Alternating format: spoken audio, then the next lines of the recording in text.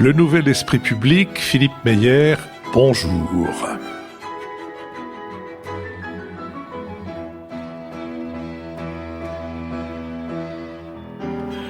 Bonjour, merci de nous avoir rejoints pour la deuxième partie de l'émission consacrée à la politique culturelle avec la ministre de la Culture, Roselyne Bachelot-Narquin. Nous avons donc enregistré et déjà diffusé, puisque vous écoutez maintenant ce BADA, ce supplément, enregistré la conversation entre Michaela Wiegel, Richard Verly, David Jayes et la ministre de la Culture. Et nous passons maintenant aux questions du public. La première, monsieur.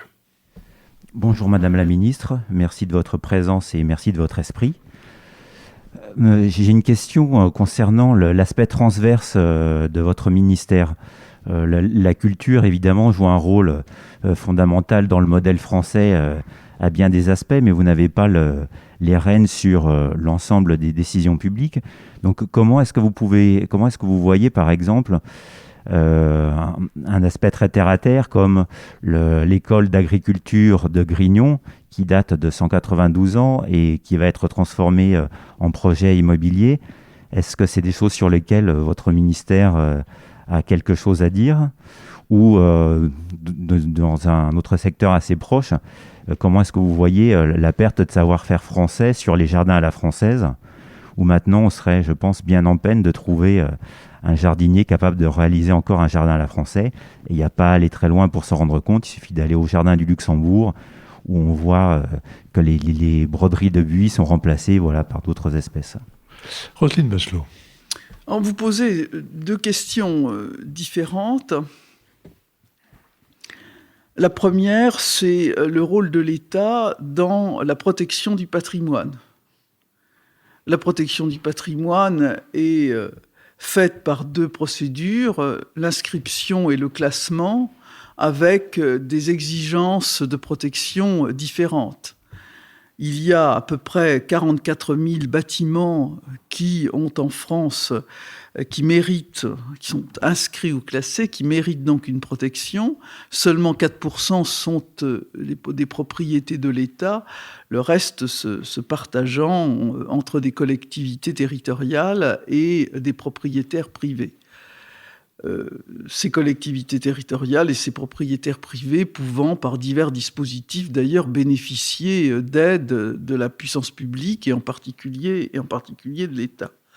Donc, effectivement, il y a une demande de protection d'un certain nombre de bâtiments qui peuvent ne pas relever de cette protection, et on voit de plus en plus une demande de protection de bâtiments, et j'en reviens au propos de la difficulté de la patrimonialisation de tout ce secteur, de tout ce parc patrimonial. Évidemment, nous intervenons chaque fois que c'est nécessaire, chaque fois que ce patrimoine est menacé, et nous mettons les propriétaires qui se rendraient ainsi de façon indue, nous les mettons en demeure. La deuxième question que vous posez, c'est celle de la disparition d'un certain nombre de métiers. C'est fort dommage. J'ai décidé effectivement d'avoir un focus tout à fait particulier sur la formation et sur les jeunes. C'est ainsi que dans mon budget de 2022, j'ai augmenté les crédits qui sont destinés aux établissements d'enseignement de 11%, montrant ainsi une volonté politique très forte de m'adresser à cela. Je pense aussi que des techniques, des formules de formation professionnelle comme l'apprentissage méritent d'être développées, en particulier dans ces métiers, car l'apprentissage n'est pas suffisamment développé dans le secteur des métiers de la culture.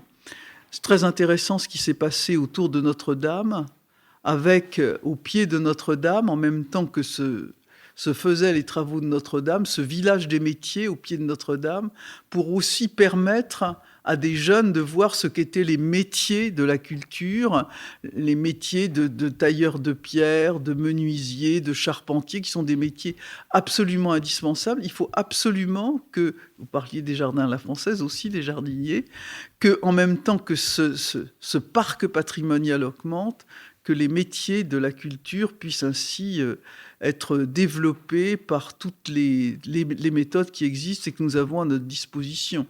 On parlera peut-être de l'audiovisuel, dont nous avons assez peu parlé jusqu'ici. Aussi, de la même façon, les métiers de l'audiovisuel méritent aussi ces techniques de formation par l'apprentissage, et peut-être selon des modalités différentes de celles qui sont pour l'instant mises en œuvre.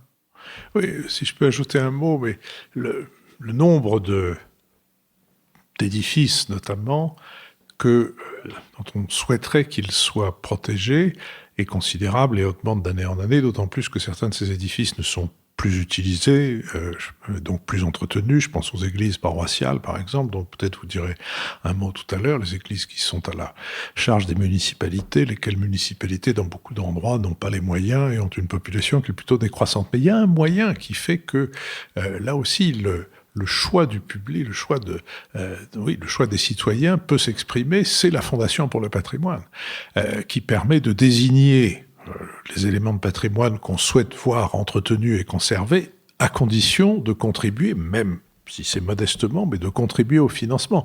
Situation qui risque de devenir de plus en plus nécessaire au fur et à mesure, précisément, où il y a de plus en plus de traces du passé que nous voulons conserver. Il y a une question tout là-haut. Bonjour. Bonjour. Merci beaucoup de nous avoir ouvert cette émission au public. Madame la ministre, j'avais une question, notamment par rapport au service, par rapport à l'inondation de la culture américaine en Europe. Donc les géants américains, par leurs services vidéo, de musique et ainsi de suite, inondent le marché européen. Comme vous, j'ai la certitude que grâce au numérique, grâce aux moyens que l'on se donne, nous pouvons apporter une réponse proportionnée dans la culture européenne. Cependant, l'une des conséquences de cette vague déferlante des productions culturelles américaines est une baisse dans la qualité de celle-ci. Une augmentation constante de la demande nécessite une offre adaptée, le plus souvent en quantité qu'en qualité. Et donc ma question, c'est: la culture française, européenne, a toujours eu un certain prestige à l'international. Et est-ce que l'Europe, en tant que bloc uni et compétitif, ne doit pas tirer son épingle du jeu en incarnant la culture de qualité? Roselyne Bachelot, c'est une question, je ne dirais pas 64 000 $ pour ne pas avoir l'air de m'aligner sur les Américains, mais à 32 000 €. D'abord, il faut éviter les assignations qui pourraient apparaître comme trop simplistes d'une culture européenne de prestige versus une culture américaine fruste et destinée à des analphabètes. Les Américains nous ont démontré plusieurs fois à travers leurs œuvres culturelles, qu'elles soient littéraires ou cinématographiques, qu'ils étaient aussi capables d'œuvres de grande qualité. Donc, les assignations culturelles sont évidemment à manier avec précaution.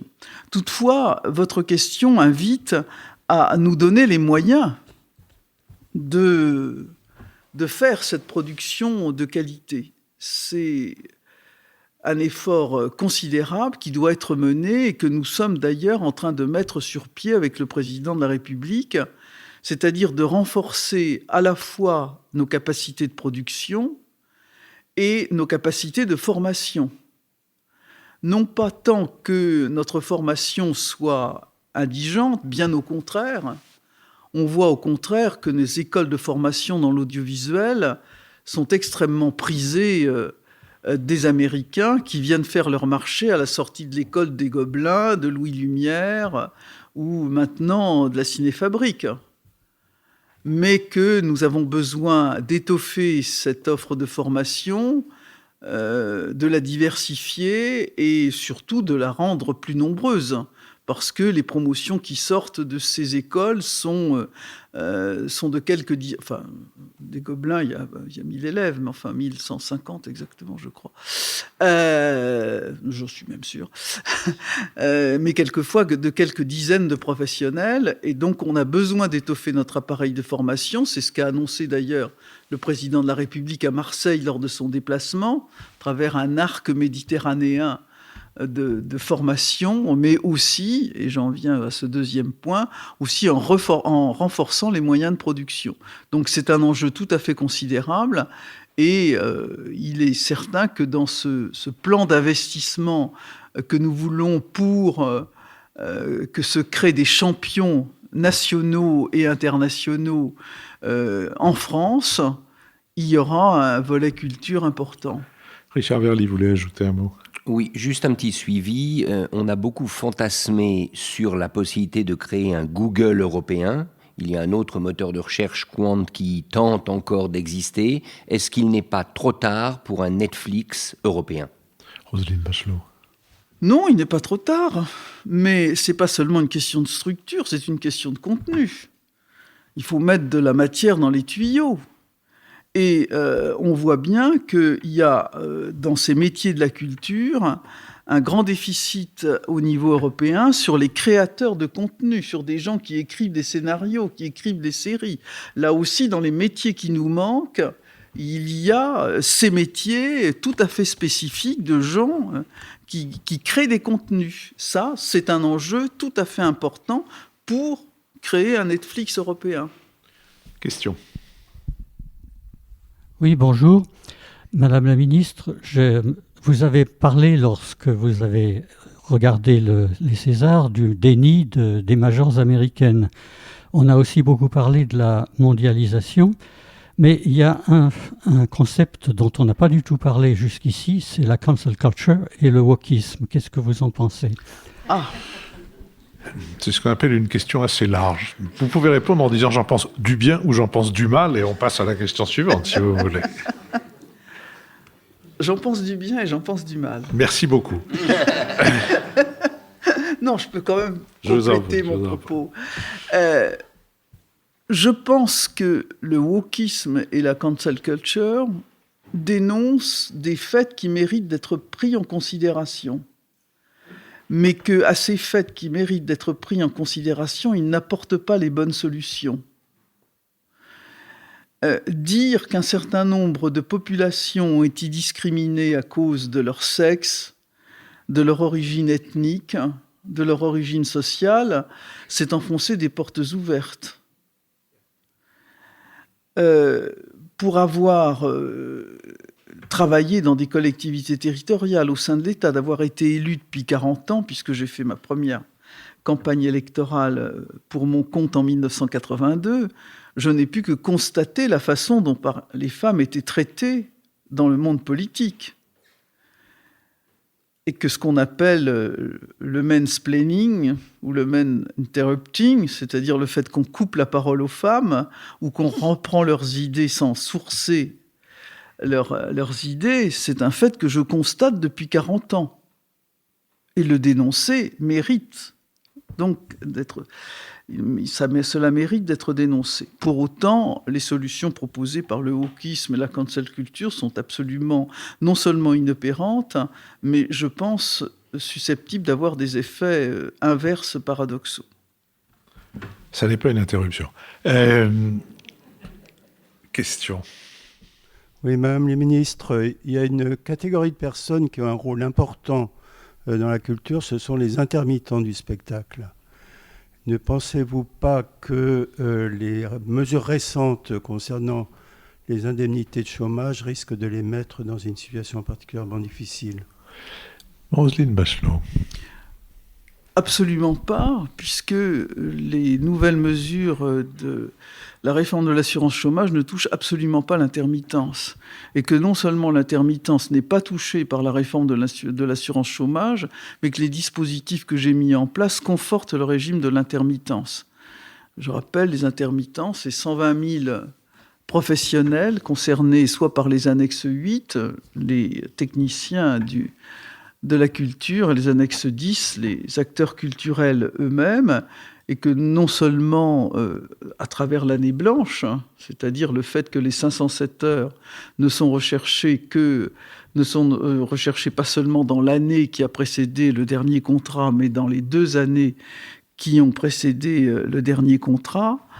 Par exemple, pour les personnes de moins de 30 ans, j'ai ramené cette recherche des heures à 338 heures, et à travers un certain nombre de mécanismes d'accompagnement, j'ai fait en sorte que la protection des intermittents, la protection exceptionnelle des intermittents, soit prolongée jusqu'à la fin de 2022. Donc, véritablement, aucune des modalités de l'intermittence n'est touchée par la réforme de l'assurance chômage, et même au contraire, l'intermittence est renforcée. Autre question. Bonjour Madame la Ministre. Vous avez rappelé le contexte de la grande cause nationale de la lecture et votre attachement à l'oralité, que vous avez chaleureusement illustré au mois de juin en venant soutenir par exemple la manifestation des petits champions de la lecture à la Comédie Française, où vous étiez en coprésence avec Jean-Michel Blanquer. J'aurais aimé vous interroger sur le partenariat dans le cadre de la promotion de la lecture, qu'elle soit patrimoniale ou de création, entre l'éducation nationale, la constitution des programmes et le ministère de la Culture et de la Communication. Roselyne Bachelot. On ne peut rien faire au ministère de la Culture si on n'agit pas en collaboration étroite avec le ministère de l'Éducation nationale. C'est la raison pour laquelle, effectivement, j'ai souhaité que la généralisation du pass culture repose sur ce partenariat étroit avec l'Éducation nationale, car justement, en refusant que ce soit un simple chéquier d'une consommation individuelle, l'Éducation nationale, qui d'ailleurs participe financièrement au pass culture, ce ne sont pas seulement des crédits du ministère de la Culture, mais il y a une partie qui provient de l'Éducation nationale, que ce partenariat soit acté de cette façon. De la même façon, nous avons, tout au long du quinquennat, doublé les crédits de l'éducation artistique et culturelle.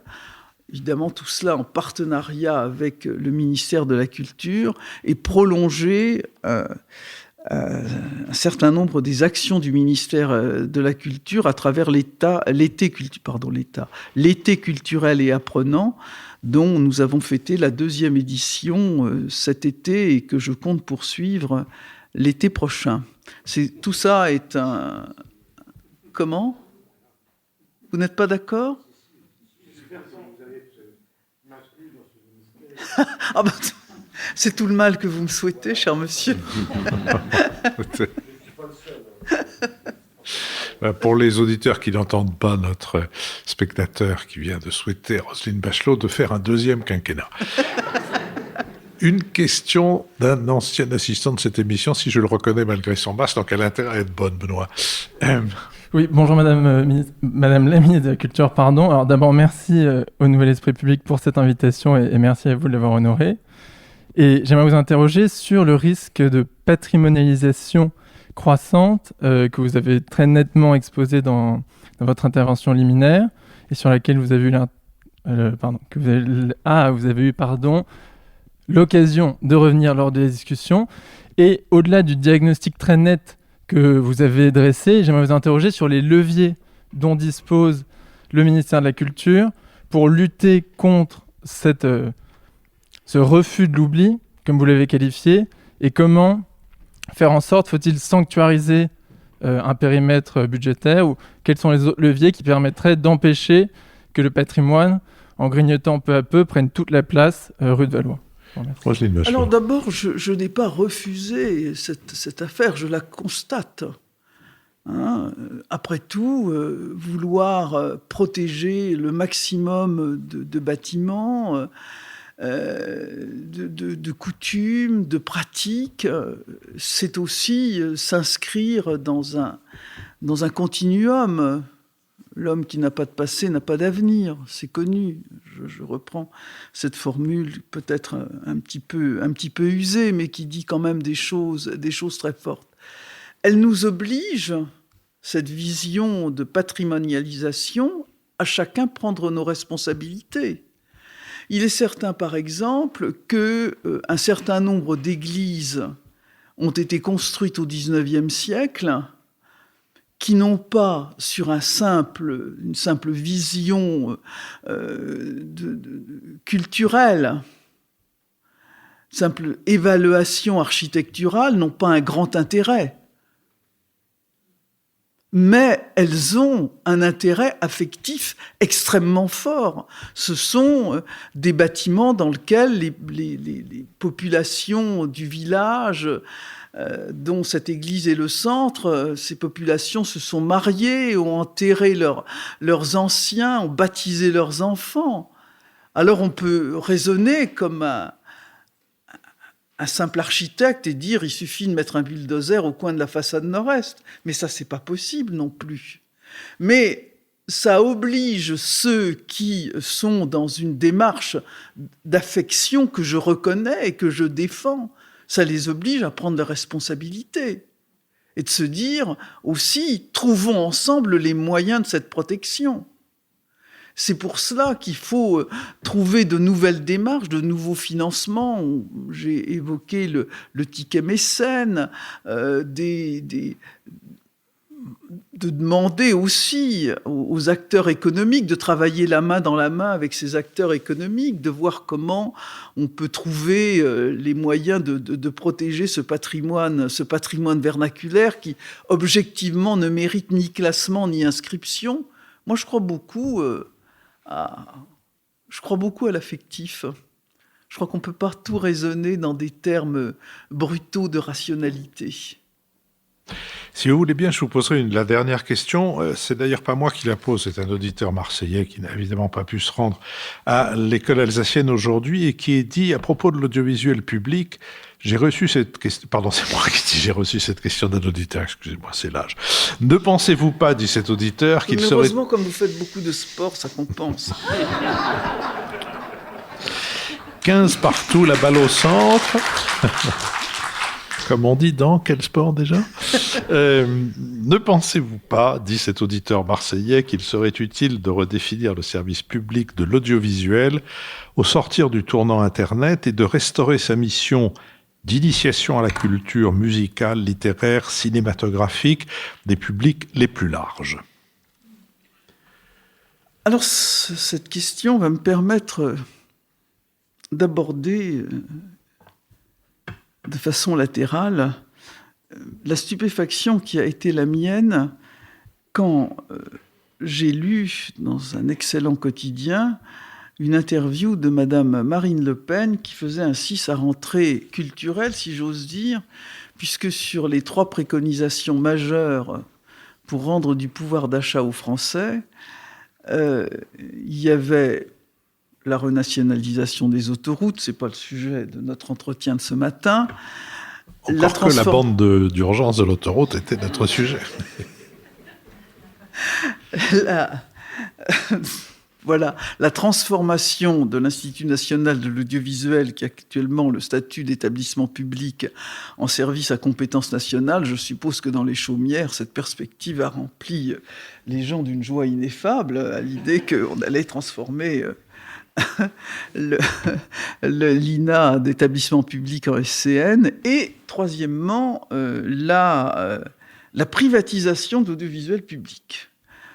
Pour rendre, dont les 2 objectifs étaient d'abord de rendre du pouvoir d'achat aux Français, le montant de la redevance que payent 75% des Français, 25% ne la payant pas, étant de 138 €, ce sera quand même une augmentation du pouvoir d'achat assez modique, sans compter qu'elle est seulement de 88 € dans les territoires d'outre-mer. Et surtout, le deuxième objectif était de conforter l'audiovisuel privé, ce que j'ai trouvé comme objectif assez étonnant de la part de Madame Marine Le Pen. Mais surtout, ce qui m'a stupéfié, c'est que véritablement, on peut trouver des défauts à l'audiovisuel public, Mais l'audiovisuel public est un patrimoine qui n'est contesté nulle part en Europe. La nécessité d'avoir un audiovisuel public qui fait la balance avec l'audiovisuel privé, il n'est que de voir la façon dont Boris Johnson défend la BBC. Et je crois qu'il en est de même dans beaucoup de pays d'Europe. Alors on peut sans doute améliorer, et je m'y emploie à travers les conventions d'objectifs et de moyens que j'ai fixées à l'audiovisuel public et qui sont maintenant tous signés, où j'ai évidemment mis la culture au premier chef dans les objectifs que je fixe à l'audiovisuel public, que ce soit l'audiovisuel de télévision ou de radio. Moi, ce que je constate, c'est que sur le plan culturel, cet audiovisuel public est riche. Il est fournisseur de contenus extrêmement puissants sur le plan culturel. Et je me suis battu pour le maintien de France 4, pour qu'il y ait une chaîne spécifiquement culturelle et offrant des programmes culturels à partir de 20h sur la chaîne qu'on appelle Culture Box. Donc cette volonté de l'audiovisuel public qui est donc sous ma responsabilité, moi ce que je note, c'est que les contenus sont de qualité et véritablement cette volonté de Madame Le Pen de privatiser l'audiovisuel public me paraît être une contre-culture. Et donc je défends l'audiovisuel public et... Je sais bien, Philippe, qu'il n'y a jamais assez de culture pour vous dans l'audiovisuel public, mais il y en a quand même beaucoup et de qualité. Oui, non, je crois que l'audiovisuel public, au fond, on en a un jour assez bien résumé la mission ou la manière dont il devrait fonctionner en disant c'est celui qui doit offrir au public des choses dont le public ne sait pas encore qu'il a envie, ce qui suppose d'ailleurs la capacité à se tromper.